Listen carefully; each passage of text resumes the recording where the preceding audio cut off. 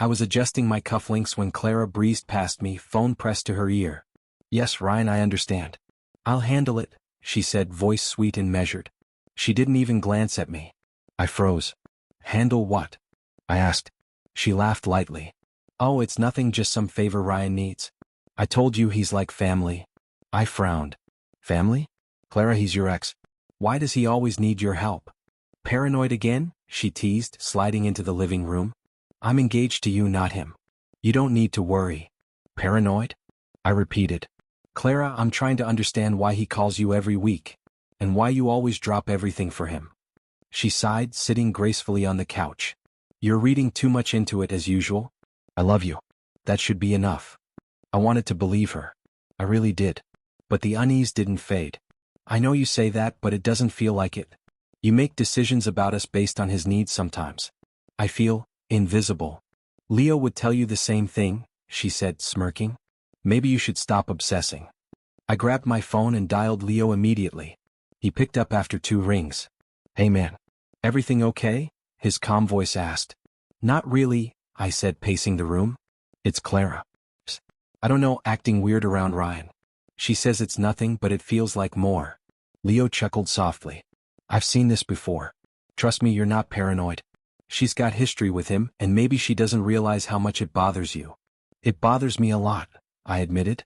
I feel like I'm competing with a ghost. And every time I bring it up, she calls me insecure. You're not insecure, you're aware, Leo said firmly. Pay attention to the signs. If something feels off, it probably is. I just don't want to be controlling, I muttered. I love her. I don't want to ruin us. Love doesn't mean ignoring your gut, Leo reminded me. You need to set boundaries before it's too late. Trust me, it's better to confront things now than later. I hung up and looked at Clara, who was humming while organizing papers on the dining table. My heart ached. Clara, can we talk honestly? She glanced up. About what? About Ryan. About us.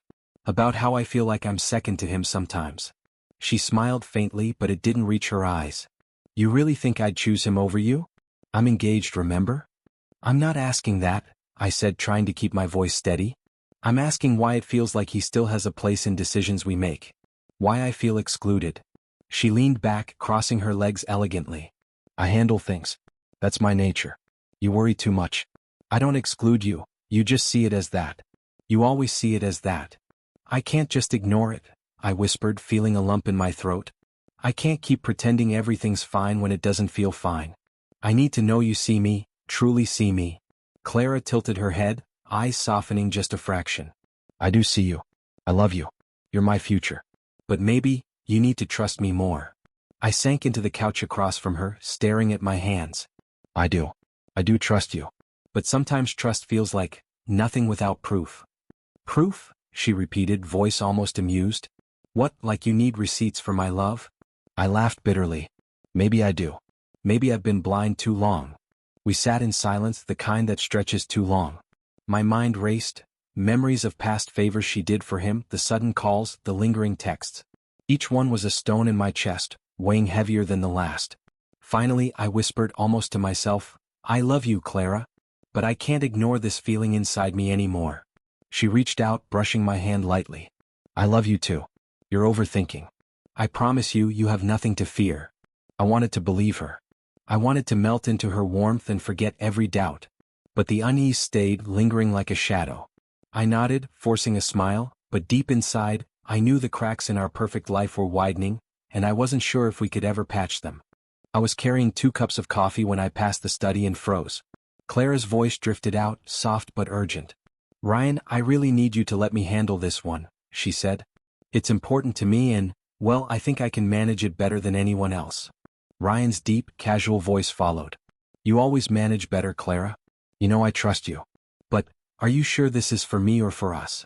I felt my stomach twist. For us. I muttered under my breath. Clara laughed softly, the kind of laugh that made my chest tighten. You know it's for you. Don't overthink it. I just want to help. Help me or help yourself? Ryan asked, his tone just low enough that I couldn't hear all the words, but enough to make my skin crawl.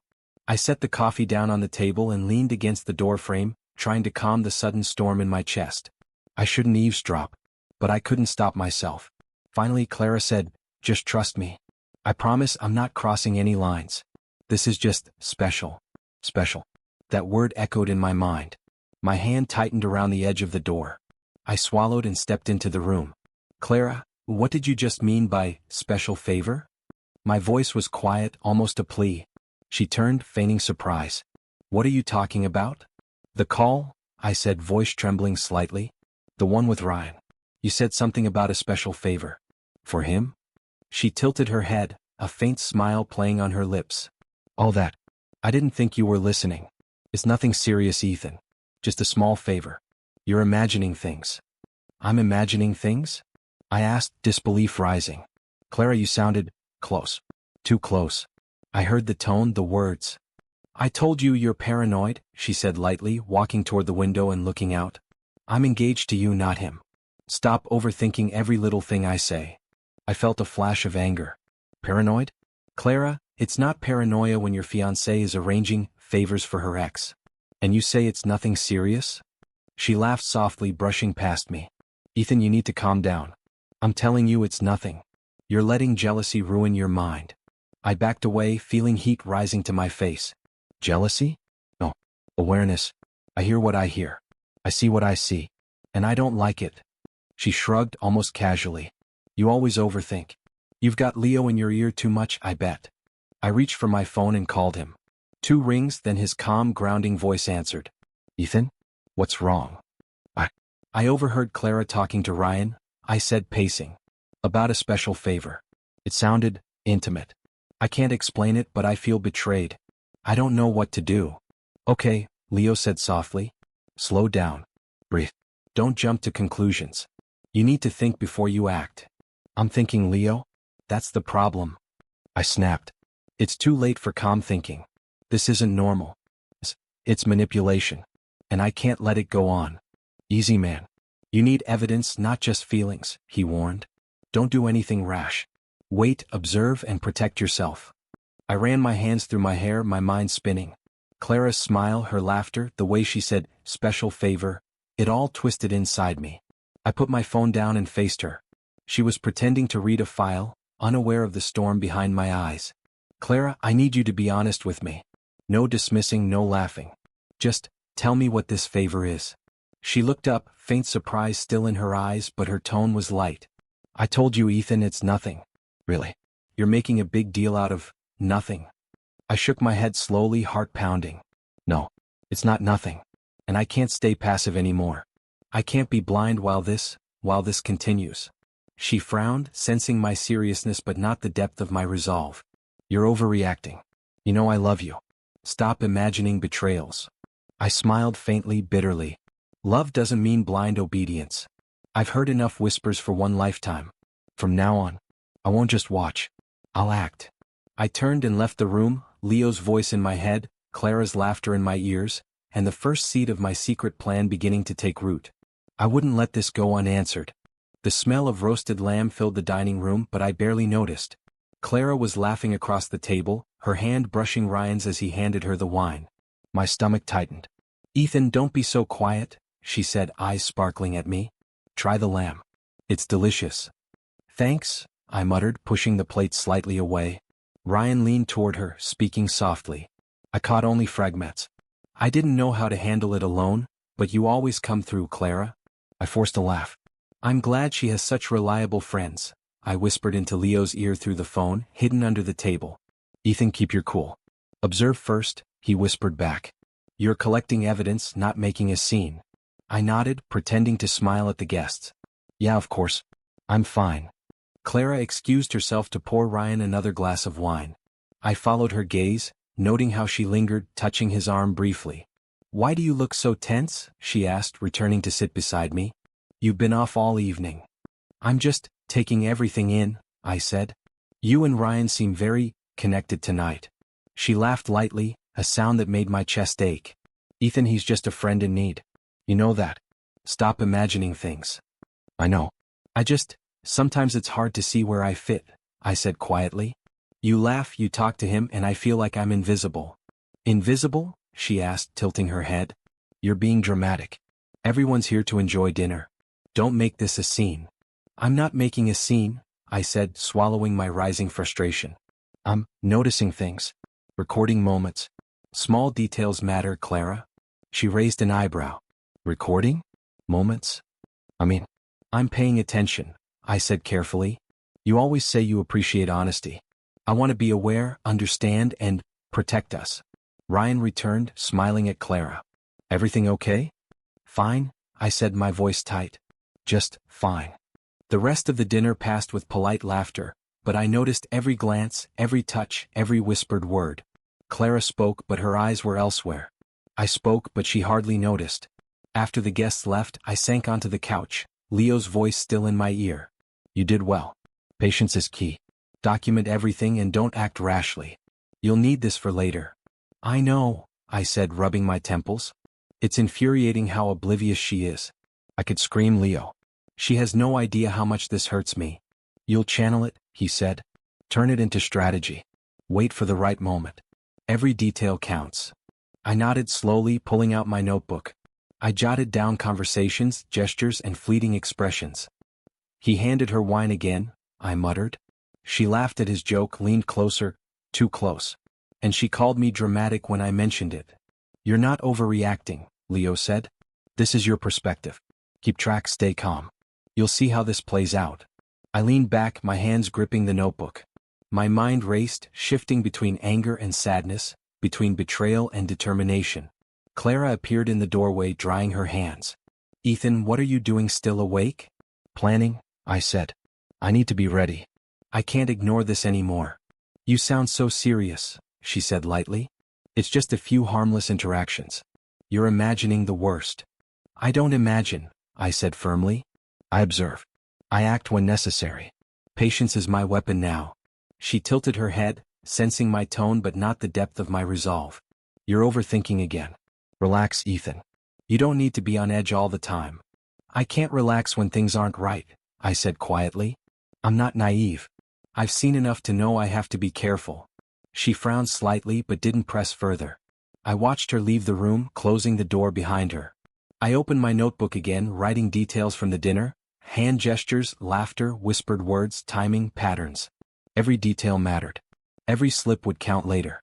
I leaned back on the couch, breathing slowly. Anger simmered under my skin, but determination anchored me. I knew patience would be my weapon, and my plan was beginning to take shape. Clara might think she could ignore the tension, dismiss the unease. But I had seen the cracks and I would act carefully. No one would underestimate me. Not her, not Ryan, not anyone. Tonight was just another chapter in what I had to do. Observation first. Strategy second. And when the time came, I would be ready. The moment hit me like ice. Clara leaned back in the living room chair, a casual smile on her face, and said, I think I'll help Ryan with this project. I can do it for free, he really needs it. I froze, my coffee cup trembling slightly in my hand. For free? I asked, my voice tight. Clara, you mean that seriously? Of course, she said lightly, brushing a strand of hair behind her ear. It's not a big deal. He's struggling and I can help. Why are you looking at me like that? Why? I couldn't contain the shock. Because you're offering your time, your effort, your everything to him.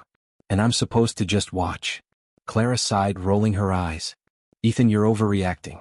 He's just a friend in need. You're making this dramatic. I'm not overreacting, I said, pacing the room. You don't see it? Every word, every gesture. It feels like you're choosing him over me. I'm not choosing anyone over you, she snapped. I can help someone without it being about you. You're so controlling, Ethan. Always suspicious, always overthinking. Controlling? I laughed bitterly, stopping in my tracks. Is it controlling to expect respect? Loyalty? To feel like my feelings matter? You're twisting this. Clara said, voice rising. I don't need your permission to help someone. I thought you trusted me. I do trust you, I shouted.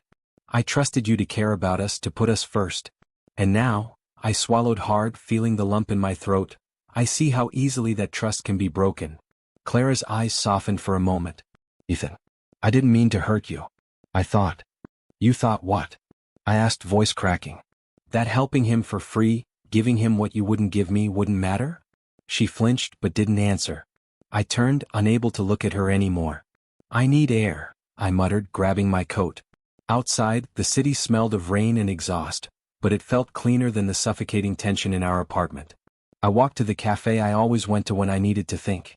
"Hey Ethan," Leo said when I slid into the booth, noticing the tightness in my shoulders. "What happened? You sound raw, Claire." I thought. My chest ached just saying her name. "She's helping Ryan. For free. And she doesn't see why that's wrong." Leo frowned. "You mean she's actually doing it?" No hesitation. "Exactly," I said, voice low. "And she called me controlling. Leo, I don't know how to explain it without sounding insane.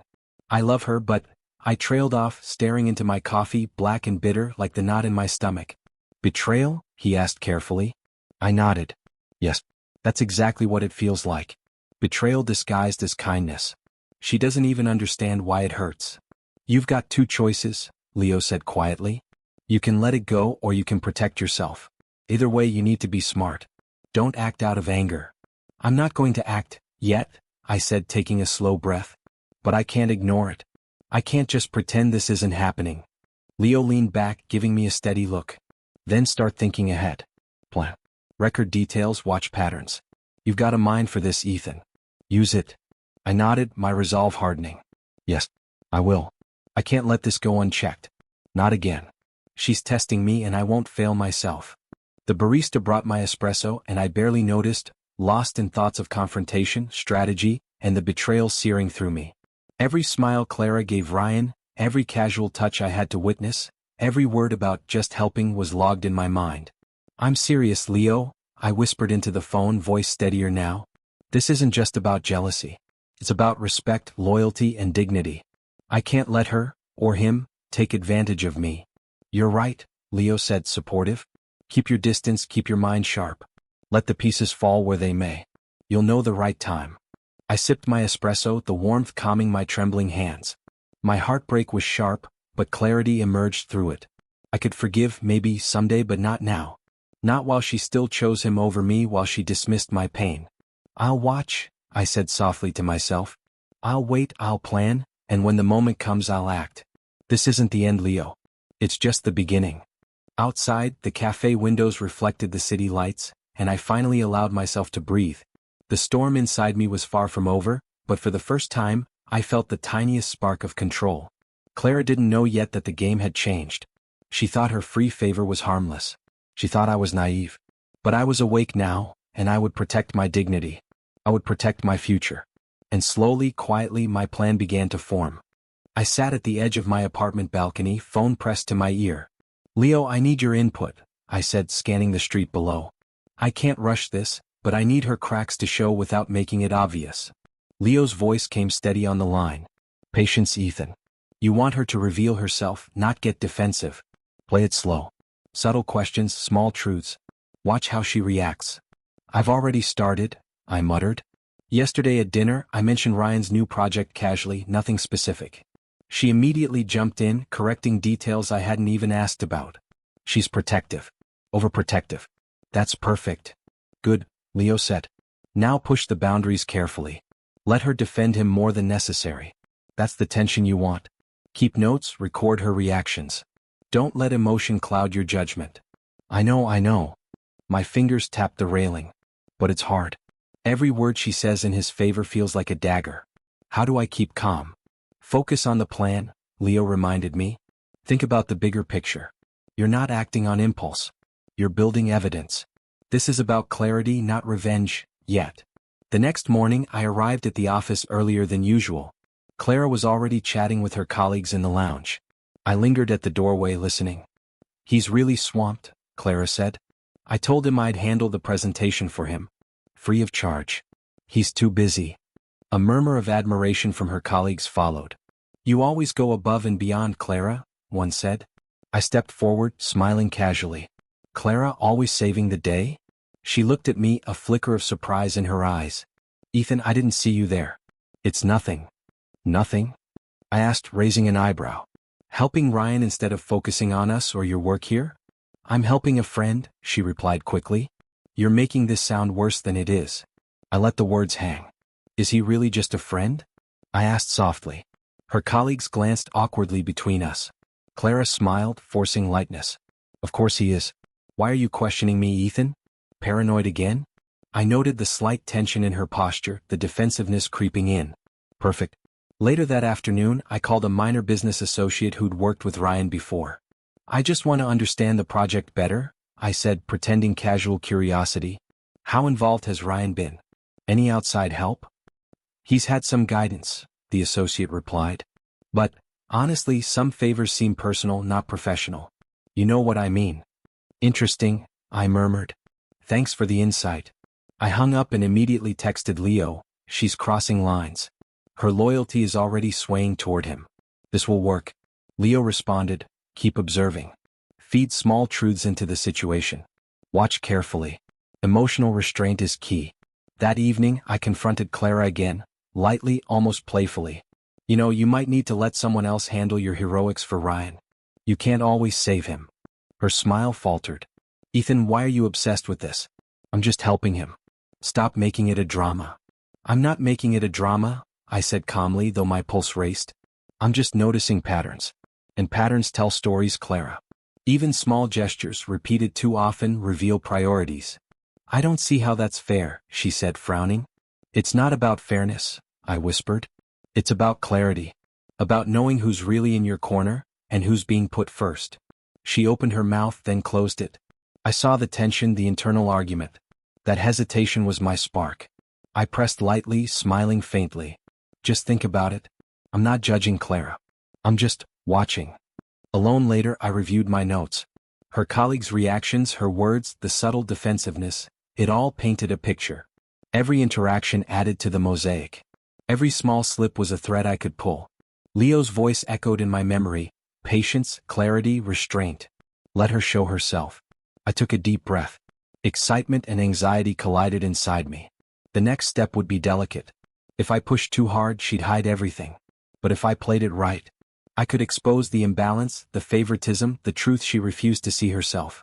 And when that moment came, nothing would be the same. For now, I waited, collected, planning each move. The trap was laid. She didn't know it yet, but I could see the first threads unraveling. I sipped my water, letting the anticipation build. Revenge wasn't the goal, not yet. Respect, clarity, and proof were my weapons. And with each careful step, the balance was shifting, slowly, inevitably. The venue buzzed with chatter as I arrived, watching Clara glide through the crowd, radiant as ever. I kept my smile measured, calm, while my mind rehearsed the plan one last time. Leo's text buzzed in my pocket. Now or never. Stick to the plan. Calm and precise. I approached the group of guests surrounding Clara and Ryan. Evening, everyone, I said lightly, drawing a few curious glances. Clara's eyes met mine for a fleeting second. Her confidence didn't falter. Not yet. Ethan. You're here, she said brightly. Perfect timing. I was just about to. I cut in smoothly. Oh? Present something important, I hear? Ryan's smile was strained. Yeah, just a small project Clara wanted to help me with. Small? I echoed, tilting my head. I thought you said this was just a favor, Ryan. Nothing more? Clara laughed nervously. Yes, just a favor. I told Ethan it's nothing serious. I raised an eyebrow, lowering my voice slightly so nearby guests leaned in. And yet, you've involved multiple clients, resources, and even company time? A hush fell. A few attendees murmured to each other. Ryan shifted, his charm faltering. Well, I held up my hand, smiling faintly. Let me explain. I've been curious about this project, about how favors can become obligations and how loyalty can be tested. Clara's smile froze. Ethan, she whispered, panic creeping into her tone. Guests exchanged glances. One woman whispered, "What is going on?" I continued, voice steady, calm. I started noticing patterns. Little corrections, extra hours, defensive gestures. Always in favor of Ryan. Nothing personal, I thought. But then I dug a little deeper. Clara's hands trembled slightly as she clutched her clutch. Ethan, you can't. I interrupted gently. Everyone deserves to know the truth. Ryan manipulated circumstances to appear needy, innocent, deserving of help. But in reality, it was calculated. Ryan's mouth opened and closed like a fish out of water. I don't. I gestured toward a tablet I had discreetly set on the table. Documents, messages, timelines. All verified. Nothing fabricated. You can see how he orchestrated every favor to his advantage. Gasps and murmurs spread through the guests. Clara's colleagues whispered frantically among themselves. Clara's voice shook now. I had no idea. I thought I was helping a friend.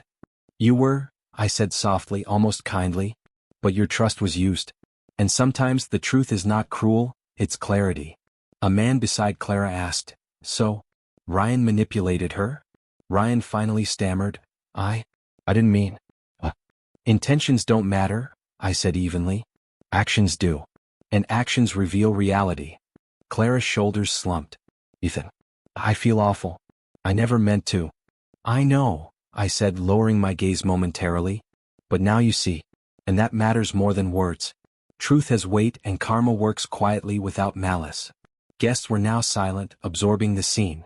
Murmurs of shock and sympathy for Clara mixed with judgment for Ryan. He avoided my gaze, shrinking under the collective scrutiny. Clara's lips quivered. Thank you for showing me. I needed to see this even if it hurts. I nodded. Pain is temporary. Awareness is lasting. And sometimes, letting go gracefully is the only power left. Leo's text buzzed again. Perfect execution. Stand firm. I ignored it, feeling no need to gloat. Satisfaction didn't require words. It existed quietly in the balance restored. I glanced around the room. Ryan was flushed, defeated, cornered by evidence. Clara's expression was a mixture of shame, relief, and dawning understanding. I felt a twinge of sadness for her. She wasn't malicious, only misguided. A guest approached cautiously. Ethan, that was impressive. Not cruel but precise. Thank you, I said simply, feeling the calm settle in. I wasn't happy for the chaos. I was content that honesty prevailed. Clara's voice whispered next to me. I don't know how to fix this. Some things can't be fixed, I said softly. They can only be understood. And this is one of those things. Learn from it and move forward. She nodded, tears glistening. I see now. I really see. I'm sorry. I offered a small, genuine smile. Apologies are meaningful only when you change. I hope you do. As the guests began to disperse, I stepped outside into the night air, breathing deeply. Satisfaction mingled with sadness. Justice wasn't revenge. It was clarity and consequence. I felt lighter, more centered, knowing the web of manipulation had been revealed. Karma had acted without cruelty, and I had been its careful observer. For the first time in weeks, I allowed myself a quiet smile. Truth had weight, actions had meaning, and I had reclaimed control, not through anger but through careful strategy. And now the path ahead, though uncertain, felt honest. The morning after the event, I woke to a quiet apartment, the city outside still buzzing with the ripple of yesterday's revelations. My phone vibrated incessantly, messages, missed calls, and a few news alerts. Clara's name flashed repeatedly, but I didn't answer. Leo's message appeared first. How are you holding up? I typed back quickly, better than I expected. Calm actually. Minutes later he called. You've got to be kidding me. The news coverage. Clara's company is in chaos. Investors are panicking. People are talking about you handling that flawlessly. How do you feel about that? I exhaled slowly. It's strange. Satisfaction? Maybe. But more melancholy. I lost something valuable in the process. Handling it calmly doesn't erase the pain of betrayal. Leo laughed softly. You're always so controlled even when the ground's shaking beneath you. I don't know how you do it. I learned, I murmured. Pain teaches you patience, strategy. The moment I allowed myself to act impulsively, everything could have spiraled out of control. Calm was my ally. You sound almost reflective, Leo teased. Don't tell me you're feeling sentimental over Clara. I paused. Sentimental? Maybe a little. Not for her actions but for what I imagined us being. I can't deny that the love I had, it shaped me. Even if it ended in deception, it made me stronger. Leo's voice softened. You've changed, man. I can hear it. Clear. Wiser. Not bitter. Not bitter, I repeated. Just aware. Every interaction, every conversation yesterday, it taught me something about trust and judgment. And about boundaries. A notification pinged again. Claire. I ignored it, watching the city skyline, letting sunlight spill into the room. My phone buzzed again, another message, pleading, apologetic. I didn't open it. Leo's voice cut through my thoughts. You know, I think she's trying to reach you to fix something she can't. Are you even considering it? I shook my head, though he couldn't see it. Fix what? The damage is done. I've accepted that. I'll let karma and awareness guide her, but I won't let her manipulation touch me anymore. Fair enough, Leo said. But don't fool yourself. It's okay to feel sad. You're allowed that even if you acted perfectly. I nodded, though quietly. Sadness isn't weakness. It's acknowledgement. I mourn what could have been, not what I've lost unjustly. Yesterday wasn't just about proving a point, it was about reclaiming myself. There was a pause, then Leo said, "And the moral side? You still wrestling with it?" I let out a sigh. Yes. I can't pretend I didn't enjoy the clarity of seeing truth unveiled, but I also see the consequences for Clara. Social humiliation, professional doubt. She's paying the price naturally without me adding venom. I keep thinking, could I have done it differently? Leo chuckled lightly. You could have, but would it have been as satisfying? Perhaps not, I admitted. Watching the natural fallout without cruelty has its own weight. There's a dignity in restraint, even when the other side falters. He was quiet for a moment. Sounds like you've gained more than just revenge. You've gained perspective. Perspective and patience, I said firmly. I understand people's motives better now. I recognize manipulation when it appears. And most importantly, I value my own boundaries. I can't be naive anymore. Good. That's growth, Leo said, and his voice carried pride. Later, I walked outside, the cool breeze brushing against my face. I observed reporters hovering near Clara's office, snapping photos, recording reactions. I felt neither glee nor anger. Only clarity. Justice was neither mine nor hers, it was the truth asserting itself. My phone buzzed again. Another message from Clara, shorter this time, "Please talk to me." I stared at it, thumb hovering, then set it aside. She needed to confront reality alone. Leo, I said quietly, I think I'm ready for a new beginning. I can't change the past, nor do I want to. I can only move forward, smarter and stronger. Good, he replied, relief evident in his tone. You deserve that. Don't forget you're allowed happiness after all this. I smiled faintly. Happiness isn't immediate. It's earned moment by moment. Today I'll savor the quiet, the lessons, the knowledge that I acted with integrity. That's enough for now. As I hung up, I looked around the city, the light reflecting on buildings, the world moving as it always does. My heart felt lighter than it had in months. I whispered to myself, almost ceremoniously, a new chapter begins. This time, for me. And with that, I stepped forward, leaving the remnants of betrayal behind, ready to embrace life shaped by truth, awareness, and self-respect. I walked into the office Monday morning feeling lighter than I had in months. The sunlight spilling across the floor mirrored the clarity I'd slowly found within myself. Emma, my new colleague, waved from her desk, a bright smile that wasn't forced. "Morning," I said, attempting casual. "How's the new project shaping up?" She looked up, amused. "Better now that you're here. Don't tell me you're still brooding over past chaos." I chuckled softly. "Not brooding. Observing. And learning." Emma tilted her head. "Learning from?"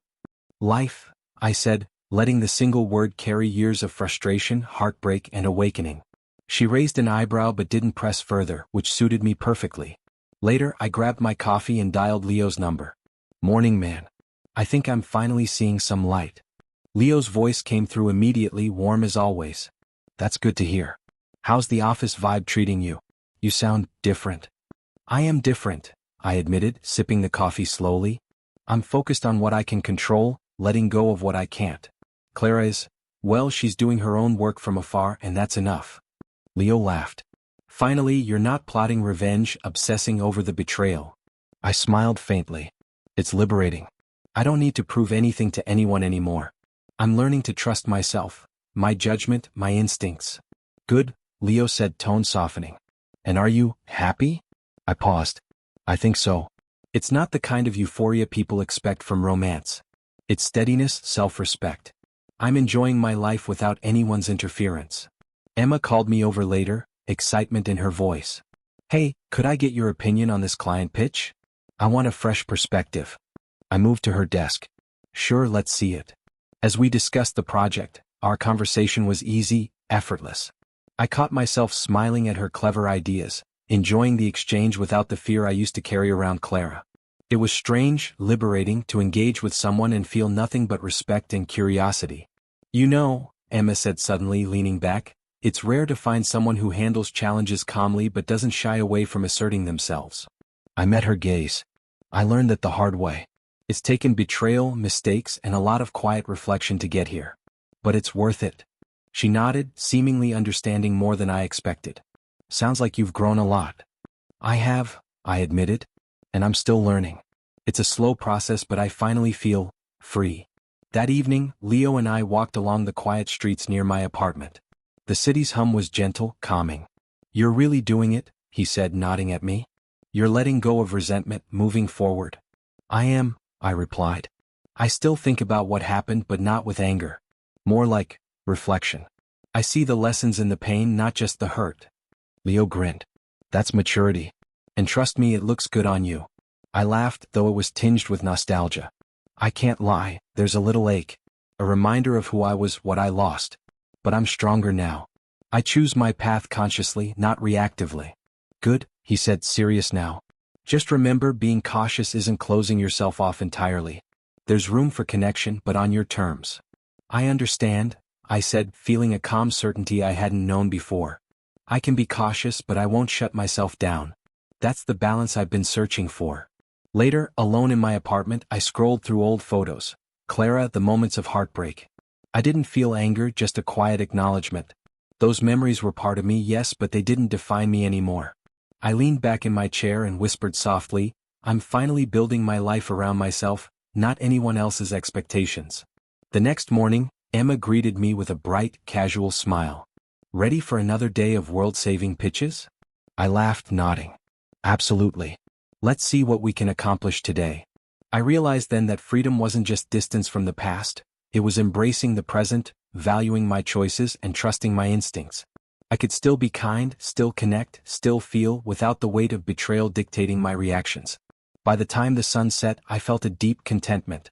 Clara's journey, my own lessons, Leo's unwavering support, they all converged into a single truth. I was responsible for my life, my emotions, my happiness. No one else.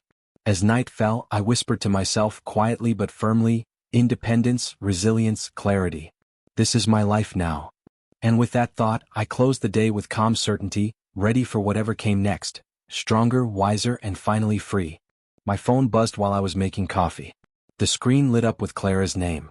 I froze for a moment, memories rushing in, betrayal, heartbreak, the endless nights I replayed our past.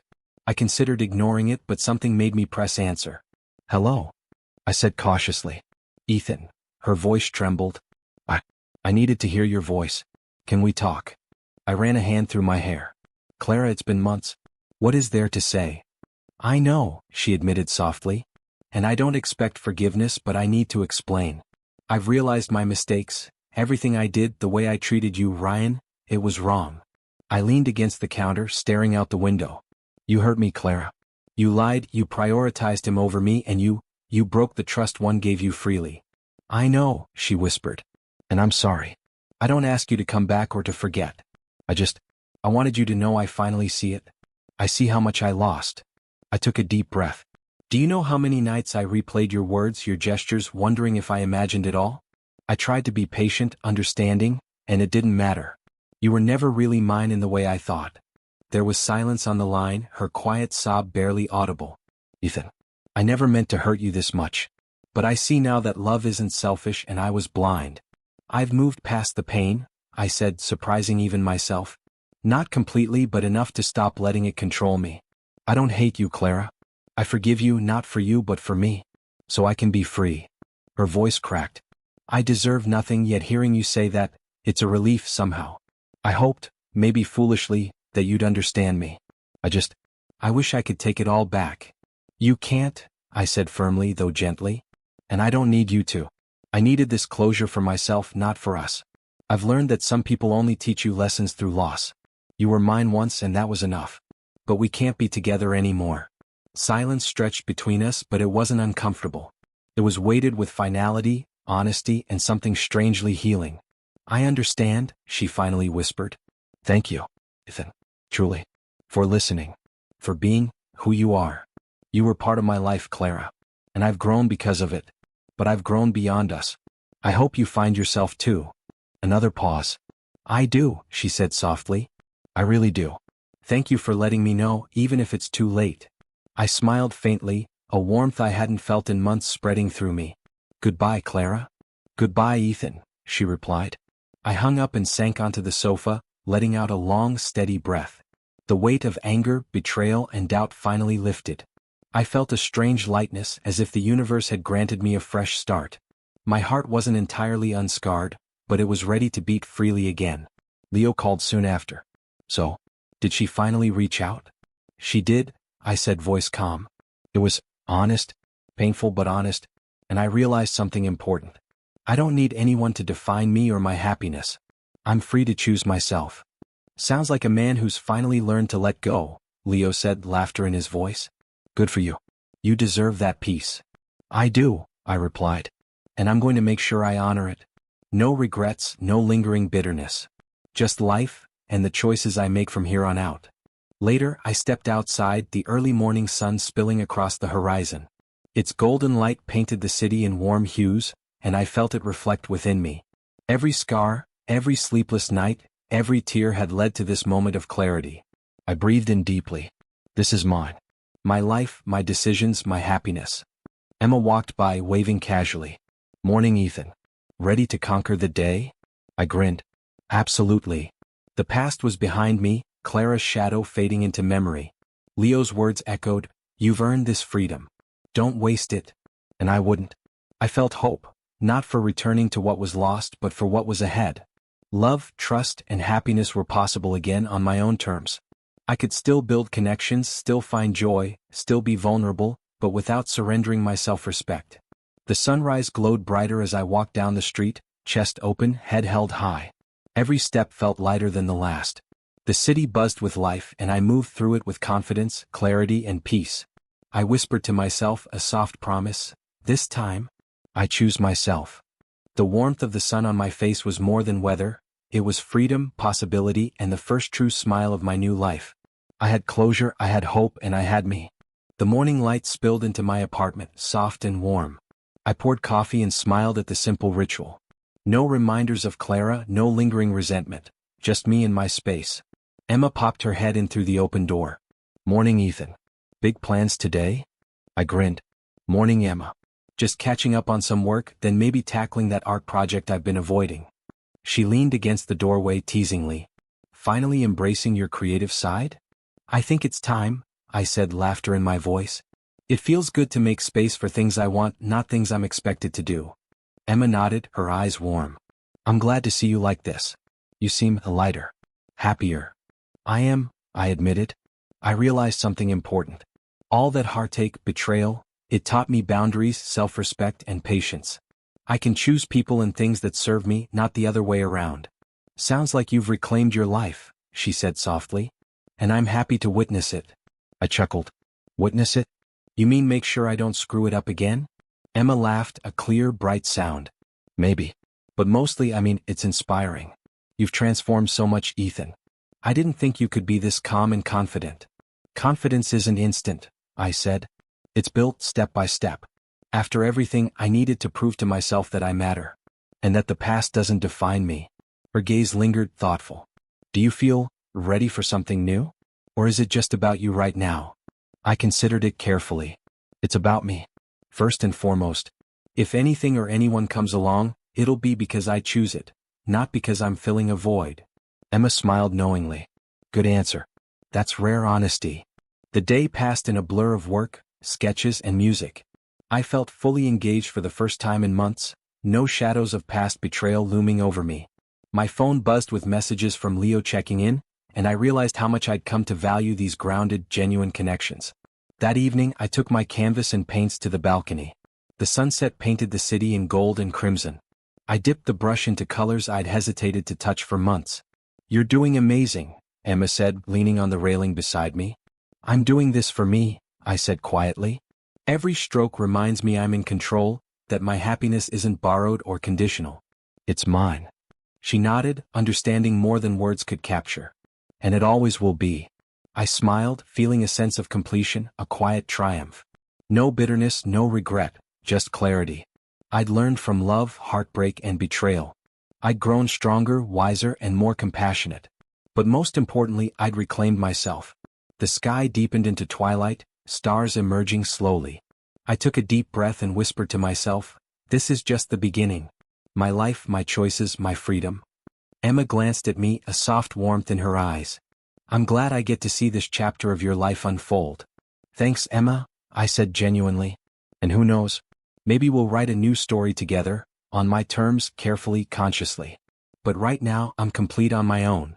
I set the brush down, letting the final streak of gold linger on the canvas.